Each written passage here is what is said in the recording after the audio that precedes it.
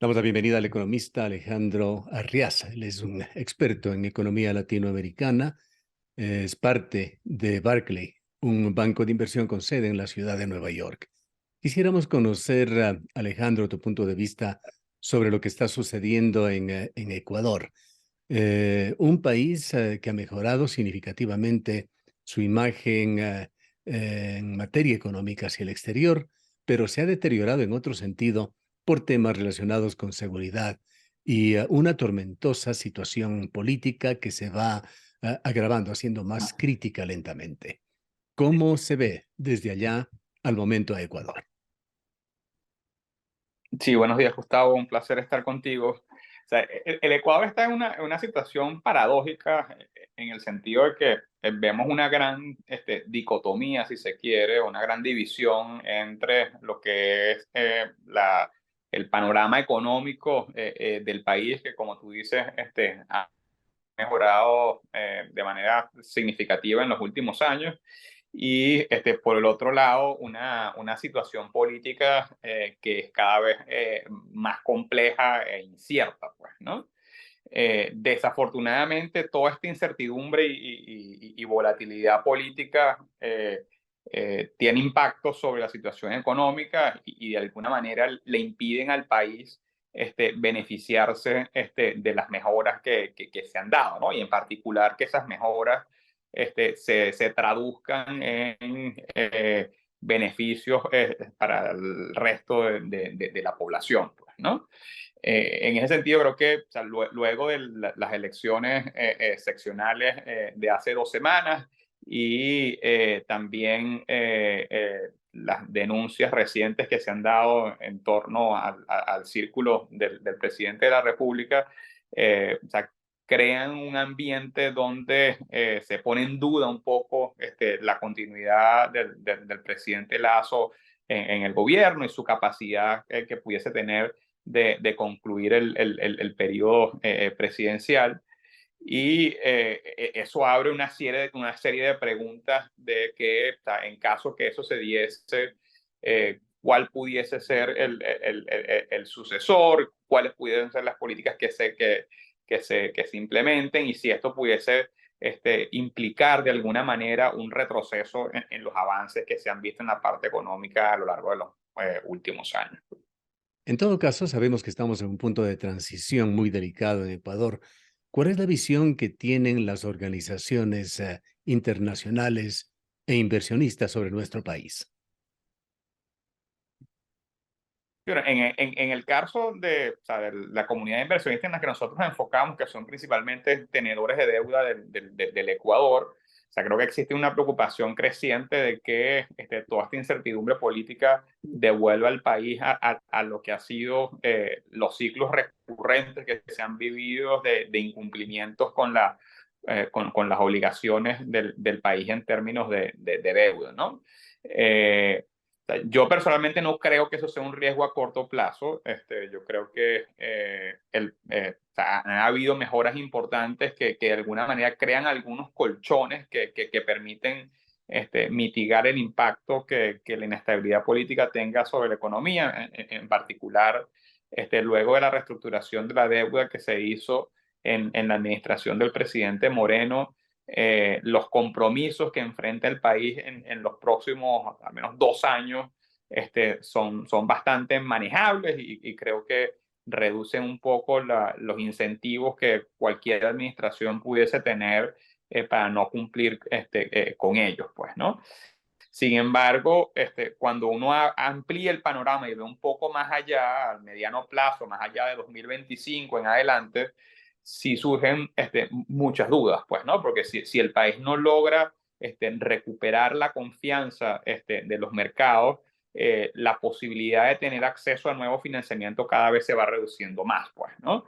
Y eso de alguna manera pudiese llevar a una especie de profecía autocumplida donde simplemente si no tienes acceso al financiamiento para poder, si se quiere, renovar los vencimientos de deudas que tengas, entonces automáticamente te lleva a una situación de estrés en la caja del gobierno y que pudiese limitar allí, en ese caso, la capacidad de pago más a mediano plazo, pues, ¿no?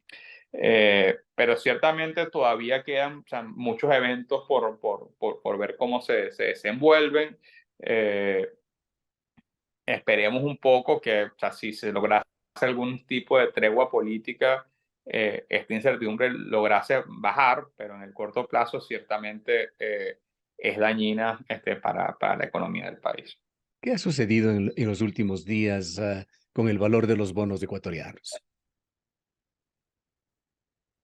Sí, bueno, en general la prima de riesgo ha aumentado significativamente, ¿no? Para ponerlo en contexto, o sea, ya incluso antes de la elección, o sea, la capacidad de acceso al mercado del Ecuador era muy restringida, pues, ¿no? O sea, si hubiesen querido emitir algún tipo de deuda, la tasa de interés que hubiese tenido que pagar superaba incluso el 12%, pues, ¿no? Hoy en día estamos más en el rango del 17 y 18%, pues, ¿no? O sea, cada vez, en lugar de lograr reducir la prima de riesgo y abrir la posibilidad de tener acceso a recursos, o sea, no, o sea, el movimiento ha sido en la dirección contraria, pues, ¿no? Y eso no solamente limita la capacidad del gobierno de tener acceso a recursos, sino también la capacidad del sector privado de tener acceso a recursos, pues, ¿no? Y eso, o sea, se traduce en menos inversión, menos creación de empleo, menos crecimiento, que termina afectando negativamente también los indicadores sociales del país. Hablar de 17, 18% de interés es algo realmente prohibitivo para un país que ha elevado tanto el riesgo país en Ecuador. Bueno, es un poco lo que te comentaba anteriormente, esa percepción de que la estabilidad del gobierno está en juego, que la capacidad del presidente Lazo de completar su periodo presidencial está en riesgo y, o sea, y las dudas sobre el que pudiese venir después. Y cómo se ve el tema de institucionalidad del país, es decir, más allá del presidente, que no deja de ser una persona importante, sí, pero una persona como institución, ¿cómo se le ve a Ecuador? Sí, bueno, institucionalmente el país es muy frágil, pues, ¿no? Y es parte un poco del problema de fondo más estructural, pues, ¿no? Eh, mm, en condiciones normales, así, si por ejemplo vemos lo que está escrito en la Constitución, eh, habiendo ya la Asamblea intentado hacer un juicio político al presidente el año pasado, las posibilidades de un nuevo escenario como ese, en teoría, deberían verse reducidas, pues, ¿no? O implicarían un proceso mucho más complejo que requiere bueno, que se prueben eh, eh, se llama o sea, violaciones legales a través de un proceso que normalmente tomaría mucho más tiempo que un juicio político en la Asamblea Nacional. Sin embargo, existe un poco la percepción afuera de que al final los factores políticos probablemente pretendan a prevalecer sobre los argumentos legales y, y que se pudiese abrir el espacio para que haya un proceso acelerado que intente remover al presidente. Si eso se concreta o no, o sea, tendremos que vernos, pero un poco la fragilidad y la poca credibilidad que hay en las instituciones prácticamente deja sobre la mesa cualquier escenario como posible, pues. Asumamos que el presidente Lazo puede soportar esta tempestad que está soportando, esta situación de inestabilidad y de riesgo. ¿Qué podría hacer a futuro? ¿Qué consejos se podrían dar para que Ecuador disminuya esa prima de riesgo? Sí, bueno, mantener, si se quiere, un poco las políticas de consolidación fiscal en las que se ha avanzado y las de protección de la dolarización son, si se quiere, un punto de partida, pues, ¿no?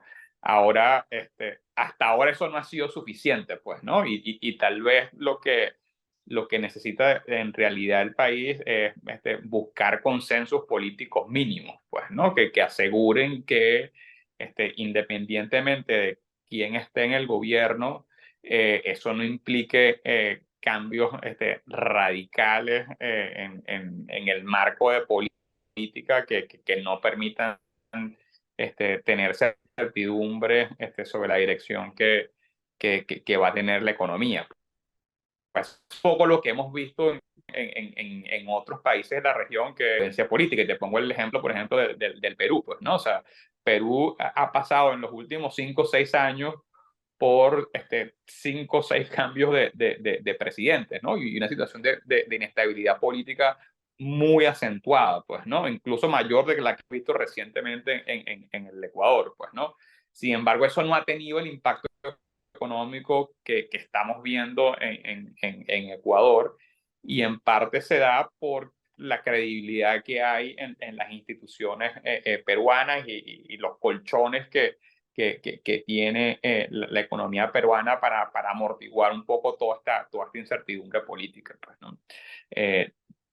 Un poco un movimiento en esa dirección, si se quiere, sería lo que requeriría el Ecuador, pues, ¿no? Que al menos en términos económicos hayan consensos mínimos que permitan reducir un poco la magnitud de la incertidumbre que existe. ¿Cómo se le ha estado viendo al presidente Lasso? Quizá las cosas cambien con estas últimas informaciones que están trascendiendo en el país, pero como Guillermo Lasso, ¿qué imagen ha reflejado en el exterior? La verdad, yo preferiría no opinar sobre la situación, la estrategia política como tal del gobierno. O sea, lo que sí es cierto es que hasta ahora sí ha habido, si se quiere, un poco de contradicciones que ha generado fricciones con diferentes actores políticos que hasta ahora no contribuyen a ese escenario de consenso. Pues ahora, en las otras partes tampoco se ve esa voluntad, pues, ¿no? Y lo que se quiere oportunidad que dé el gobierno también para generar conflicto en lugar de consenso, pues, ¿no? Ese es un poco el drama de la situación, pues, ¿no? Donde o sea, los diferentes actores no logran sentarse y negociar una agenda mínima, pues, ¿no? Unos consensos mínimos. Bien, sin hablar de actores, aunque de por medio quede el expresidente Correa, se ha dado un fenómeno también tras las últimas elecciones en Ecuador. Se ha evidenciado un fortalecimiento de el correísmo. Igualmente, ¿cómo se lo mira esto desde afuera? Sí, bueno, ciertamente el gran ganador de la elección seccional es el correísmo, no tal vez por la magnitud de los votos que logra obtener, porque o sea, si lo vemos en perspectiva, seguimos hablando de un movimiento que consolida aproximadamente un tercio del electorado, pues, ¿no? Que es lo que históricamente ha sido, pues, ¿no? Pero sí es cierto que ha logrado conquistar las principales ciudades del país, las principales regiones, y eso lo colocan en una plataforma que lo hace más competitivo de cara a lo que pudiese ser una eventual elección.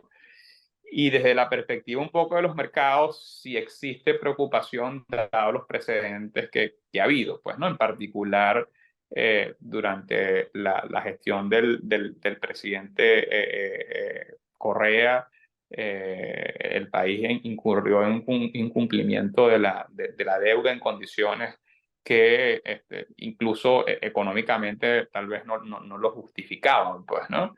Y eso genera gran incertidumbre de la posibilidad de que algo similar pudiese repetirse. Pues.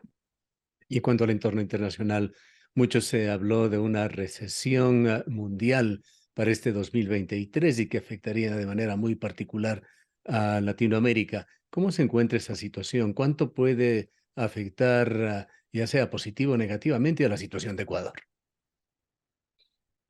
Sí, hasta ahora en realidad la economía global se ha mostrado un poco más sólida de lo que en general se esperaban, pues, ¿no? Y han habido en el margen, si se quiere, algunas noticias que han sido positivas, como ha sido el proceso de reapertura de China y, o sea, el abandono, si se quiere, de una política muy restrictiva en términos de movilidad alrededor de lo que fue la pandemia, pues, ¿no? Entonces, un poco estas noticias apuntan a un escenario un poco, si se quiere, más optimista en las economías más grandes del mundo, que para el Ecuador pudiesen tener una implicación positiva principalmente a través de lo que son los principales productos de exportación del país, pues, ¿no? En particular el caso del petróleo, si se quiere esto, o sea, de alguna manera, o sea, frena los riesgos de caída en el precio del petróleo, y igual incluso en exportaciones no tradicionales del país, como camarón u otros productos agrícolas, pudiese ser favorable, pues, ¿no? O sea, de ese lado, si se quiere, como que la demanda externa por productos ecuatorianos luce un poco más favorable de lo que podía ser unos meses atrás.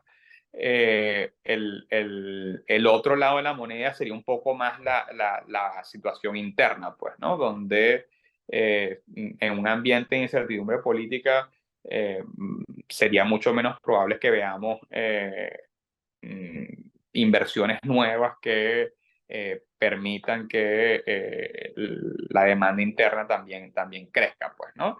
Y allí queda un poco más la pelota, si se quiere, del lado del gobierno, que en principio tenía la propuesta de este año de avanzar en algunos planes de inversión que venían rezagados del año pasado, y que pudiese tal vez ser como que el factor que juega un poco más a favor de tener un crecimiento de la economía o sea, que se mantenga todavía un poco por encima del promedio histórico del país, pues, ¿no? Pero ciertamente muy vulnerable a que la inestabilidad política lleve a un escenario un poco menos favorable, pues. Finalmente, Alejandro, como responsable de esta cobertura macroeconómica, de este seguimiento cercano que haces de varias economías en Latinoamérica, me refiero a varios países y particularmente Ecuador, ¿cuáles son las claves, los índices que impactan en la macroeconomía que seguirás de cerca en estos días? Sí, bueno, los canales de comunicación del Ecuador con el resto del mundo, o sea, o sea, están principalmente a través de las materias primas, en particular petróleo y minerales, que son los principales productos de exportación del país. Eh, y obviamente, bueno, o sea, la situación del riesgo país es algo que también tiene implicaciones importantes en el sentido que limita o mejora, dependiendo del contexto, la capacidad de acceder a capital, pues, ¿no? A recursos para la inversión y el crecimiento económico. Pues, ¿no? O sea, son un poco las variables críticas. Y al menos en el caso de esta última, o sea, muy influenciada por lo que esté pasando en el ambiente político. Muchísimas gracias por habernos atendido. Gracias a ti, Gustavo. Como siempre, un placer. Declaraciones del economista Alejandro Arriaza. Él es responsable de la cobertura macroeconómica de esta firma que hace un seguimiento de las economías andinas, centroamericana y caribeña en Barclays Banco de Inversión.